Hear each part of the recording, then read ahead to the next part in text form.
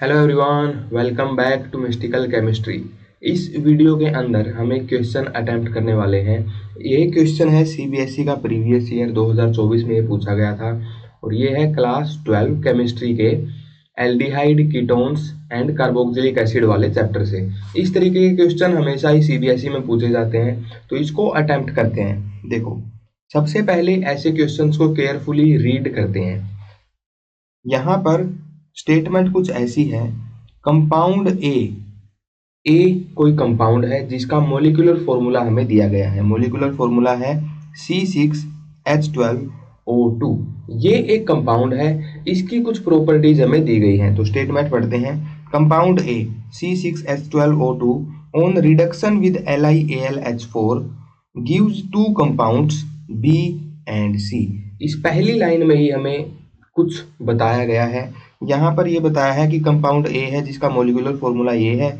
जब इस कंपाउंड की रिडक्शन हम लोग करवाते हैं लिथियम एल्यूमिनियम हाइड्राइड के साथ, तब हमें दो कंपाउंड मिलते हैं। वो दो कंपाउंड का नाम हमें बताया गया है बी एंड सी। अब यहीं से हम लोग क्वेश्चन को अटेम्प्ट करना शुरू कर सकते हैं। देखो, ए कंपाउंड का मोलिकुलर फॉर्मूला है C6H12O2। अब इस कंपाउंड में दो ऑक्सीजन है, ठीक है। अब कौन से फंक्शनल ग्रुप्स ऐसे होते हैं जिनमें दो ऑक्सीजन होते हैं? देखो, हमारे पास क्लास 12 में गिनती के 10-12 फंक्शनल ग्रुप होते हैं, उन्हीं में से एक ये मिलने वाला है। तो दो ऑक्सीजन दो तरह के मॉलिक्यूल्स में होते हैं, एक कार्बोक्सिलिक एसिड में और दूसरा एस्टर में। अब यहाँ पर देखो, मान लो ये कार्बोक्सिलिक एसिड भी हो सकता है। कार्बोक्सिलिक एसिड अगर ये होगा तो इसका फॉर्मूला कुछ ऐसा मिलेगा, C double bond O OH। ये इस मॉलिक्यूल के अंदर मिलेगा अगर ये कार्बोक्सिलिक एसिड है। अब जब हम लोग कार्बोक्सिलिक एसिड का रिडक्शन LiAlH4 के साथ में करवाते हैं, तब हमें सिर्फ एक अल्कोहल मिलता है। R ग्रुप ऐसे का ऐसा रहता है और COOH ये कन्वर्ट हो जाता है CH2OH के अंदर। मतलब अगर हमारा कंपाउंड एसिड होता, कार्बोक्सिलिक एसिड होता, तब तो सिर्फ एक ही प्रोडक्ट हमें मिलता, लेकिन यहाँ पर बने हैं दो प्रोडक्ट। तो मतलब ये कार्बोक्सिलिक एसिड ना होके क्या मिलेगा? ये मिलेगा एस्टर। एस्टर का जब रिडक्शन करवाते हैं LiAlH4 के साथ में, तब वहां हमें दो प्रोडक्ट मिलते हैं। तो ये क्या होगा भाई? ये एस्टर मिलेगा। एस्टर होता है जिसमें कार्बोनिल की तरफ भी एक एल्काइल ग्रुप हो और ऑक्सीजन की तरफ भी एक एल्काइल ग्रुप हो। तो इस तरीके का कुछ ये मॉलिक्यूल हमें मिलने वाला है। अब देखो, इसका पूरा स्ट्रक्चर अगर हमें बनाना है तो हमें पता है उसके अंदर 6 कार्बन होने चाहिए, 2 ऑक्सीजन होने चाहिए, 12 हाइड्रोजन होने चाहिए। तो इसको बना के देखते हैं। हम एक काम करते हैं, ऑक्सीजन के लेफ्ट साइड में लगा देते हैं इथाइल ग्रुप CH2 CH3, ये ग्रुप हमने लगा दिया। अब इसके अंदर टोटल कार्बन हो चुके हैं 3, 1 2 और 3 कार्बन हमें और चाहिए। तो यहाँ पर 3 कार्बन का एक ग्रुप हम लोग लगा देते हैं C3H7। एल्काइल ग्रुप ही हमने लगाया है, कोई डबल बॉन्ड वगैरह नहीं है, ये हम लोग मान के चल रहे हैं। तो ये पूरा एक फॉर्मूला हमारे पास बन गया। इसके अंदर अगर हम लोग काउंट करेंगे भाई, तो कार्बन इसके अंदर 6 है, सही है। हाइड्रोजन इसके अंदर 12 है, ये भी सही है। ऑक्सीजन इसके अंदर 2 है, ये भी सही है। अब इस एस्टर को हम लोग कुछ और तरीके से भी बना सकते थे। हो सकता था हम लेफ्ट साइड में एक ही कार्बन लगा दें। हमने ऐसी कोशिश किया कि दोनों तरफ ऑलमोस्ट इक्वल से कार्बन आइटम्स हो जाएं, ठीक है। तो ये हो गया हमारा कंपाउंड ए। अब बढ़ते हैं भाई आगे।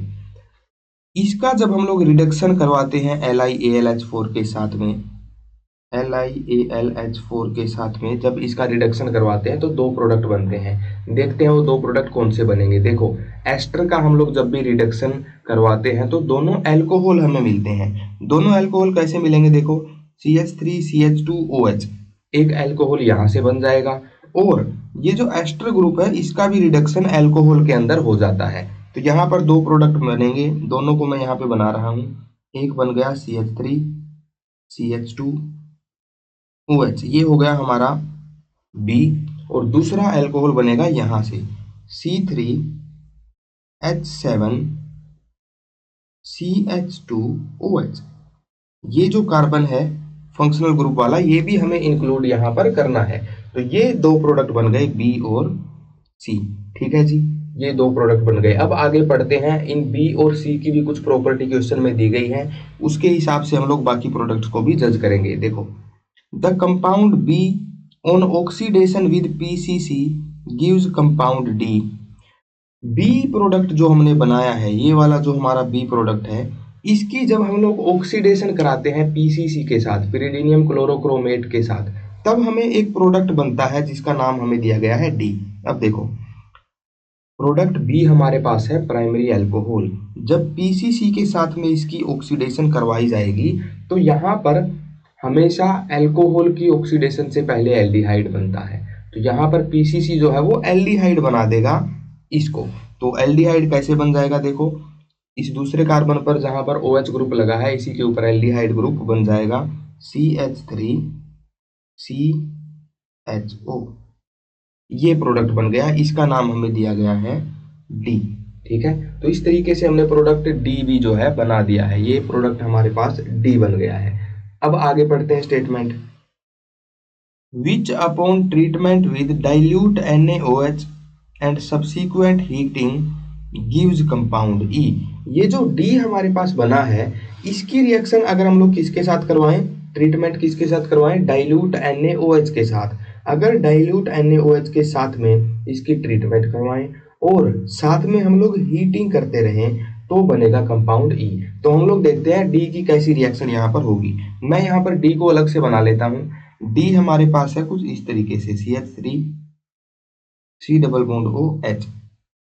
इसकी रिएक्शन हमें करवानी है डाइल्यूट NaOH के साथ और साथ में हमें हीटिंग भी करवानी है। तो आप लोग समझ जाएंगे ये कौन सी रिएक्शन है। ये एक एल्डिहाइड फंक्शनल ग्रुप है जिसके अल्फा कार्बन के ऊपर हाइड्रोजन्स भी अवेलेबल हैं। तो यहाँ पर कौन सी रिएक्शन होगी, यहाँ पर सिंपल सी होगी एल्डोल रिएक्शन।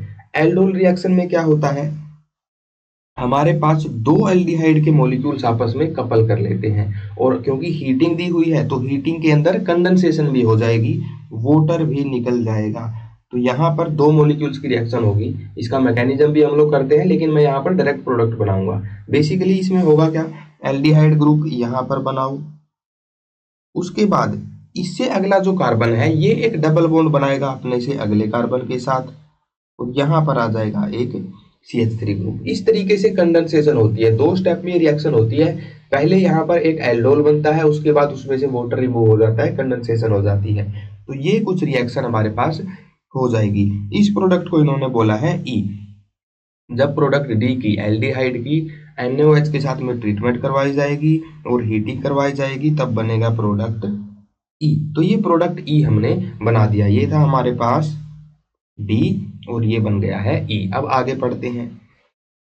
नेक्स्ट है compound E on catalytic hydrogenation gives compound C. जब ई कंपाउंड की, ये जो ई कंपाउंड हमने बनाया है, इसकी जब कैटालिटिक हाइड्रोजिनेशन करवाते हैं तो ये वापस से सी बना लेता है। सी कोई नया प्रोडक्ट नहीं है, सी ऑलरेडी हम लोग ऊपर बना चुके हैं। तो ये बनना चाहिए जब हम लोग इस ई की कैटालिटिक हाइड्रोजिनेशन करवा देंगे। देखो, ये है हमारे पास प्रोडक्ट ई, इसकी हम लोग करवाते हैं कैटालिटिक हाइड्रोजिनेशन। तो देखो भाई, अगर इसकी कैटालिटिक हाइड्रोजिनेशन करवाते हैं, कैटालिटिक हाइड्रोजिनेशन का मतलब है हाइड्रोजन के साथ में रिएक्शन करवानी है in the presence of a metal catalyst. मान लो पैलेडियम ऑन एक्टिवेटेड चारकोल, ये हमने सिंपल सा लिया है।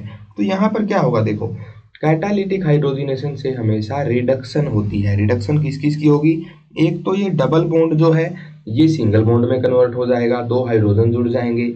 साथ में जो यहाँ पर एल्डिहाइड ग्रुप है, यहाँ पर भी पाई बॉन्ड टूट जाएगा और एक हाइड्रोजन ऑक्सीजन के साथ लग जाएगा, दूसरा हाइड्रोजन कार्बन के साथ लग जाएगा। तो बेसिकली क्या होगा, क्या प्रोडक्ट यहाँ पर बनेगा, देखो कुछ ऐसा प्रोडक्ट बन जाएगा। CH3, इस कार्बन के ऊपर हाइड्रोजन लग जाएगा तो ये बन जाएगा CH2। सिमिलरली इसके ऊपर भी हाइड्रोजन लग जाएगा तो ये बन जाएगा CH2। उसके बाद अगले कार्बन के ऊपर क्या बन जाएगा भाई, CH2OH ग्रुप बन जाएगा। तो ये हमारा प्रोडक्ट सी होगा। प्रोडक्ट सी जो ऊपर बना था और प्रोडक्ट सी जो अब बना है, दोनों बिल्कुल सेम है। अगर आप लोग ध्यान से देखेंगे, देखो ये हमारे पास हो गया CH2OH और ये हो गया CH2OH ऊपर। ठीक है। उसके बाद अगर आप लोग इस ग्रुप को नोटिस करेंगे तो ये बेसिकली कौन सा ग्रुप है, ये C3H7 ग्रुप ही है। ये दोनों ग्रुप बिल्कुल सेम है, तो सी प्रोडक्ट हमारा दोनों तरफ से बिल्कुल सेम बना है। तो इस तरीके से ABCDE हमने बना दिया। अब आगे देखो, आगे की statement, the compound D is oxidised further to give compound F। जो कंपाउंड D हमारे पास बना था, D हमारे पास वही कंपाउंड है जो एल्डिहाइड था, ये रहा। जब इसकी फर्दर ऑक्सीडेशन करवाते हैं, एल्डिहाइड की अगर फिर से ऑक्सीडेशन करवाते हैं तो कंपाउंड F बन जाता है। F कंपाउंड के बारे में हमें क्या बताया है, देखो, F which is found to be monobasic acid. F जो है, जो डी की ऑक्सीडेशन से बनेगा, वो एक मोनोबेसिक एसिड है। वो एक ऐसा एसिड है जो एक प्रोटॉन देगा और जिसका मोलिकुलर वेट क्या है, 60 है, 60 है। तो अब हमें बताना है कि F क्या होगा। तो देखो बहुत सिंपल है, D हमारे पास है एल्डिहाइड, इसका अगर हम लोग फर्दर ऑक्सीडेशन करवाएं तो एल्डिहाइड के ऑक्सीडेशन से हमेशा क्या बनता है, कार्बोक्सिलिक एसिड बनता है। कार्बोक्सिलिक एसिड होता है कुछ ऐसा, CH3 C double bond O, एक और ऑक्सीजन यहाँ पर आ जाएगा। तो D के ऑक्सीडेशन से जो एसिड हमारे पास बनेगा वो F बनेगा। अब इसका मोलिकुलर वेट हम लोग चेक करते हैं, क्या इसका मोलिकुलर वेट वही है जो हमें क्वेश्चन में बताया गया है, 60। तो देखो, 2 कार्बन है तो 12 दूनी 24, 2 ऑक्सीजन है तो 16 दूनी 32 और 4 है हाइड्रोजन।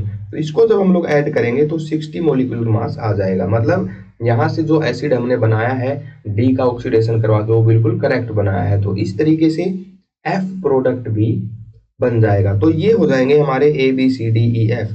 ए हमने सबसे पहले बनाया, उसके बाद बी और सी यहाँ हो गए, डी हो गया हमारा एल्डिहाइड, डी की एल्डोल रिएक्शन से, एल्डोल कंडेंसेशन से बना ई, और ई का जब हमने कैटालिटिक हाइड्रोजिनेशन करवाया तो वापिस से बन गया सी, और डी का जब हमने फर्दर ऑक्सीडेशन करवाया तो बन गया एफ।